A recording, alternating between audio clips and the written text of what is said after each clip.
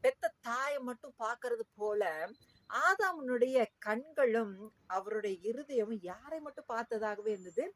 தேவனை மட்டுமே பார்த்ததாக இருந்தது. தேவன் மேல மட்டுமே அவருடைய கண்கள் பதிக்கப்பட்டதாக இருந்தது. அதை விட்டு அன்வான்டா அவர் எடுக்கவே இல்லை. இதுல ஏன் வலுச்சப்பமாகிய அந்த பாம்பென்கிற அந்த சாத்தான் இவரை மேற்கொள்ள முடியவில்லை என்றால், ஏன்னா அது வரைக்குமே ஆதாம் என்ன பண்றாரு, அந்த அவ்வளோ அந்த டைமிங்ல அந்த மனுஷியை உண்டாக்குற முன்னாடி வரைக்கும் அவருக்காக கொடுக்கப்பட்ட அந்த டைமிங்ல எல்லாமே கர்த்தர் சொன்னது மட்டும்தான் செய்துட்டு அமைதியில கர்த்தரை மட்டுமே பார்த்துட்டு இருந்திருக்காரு. லிசன் அப்படின்னா என்ன?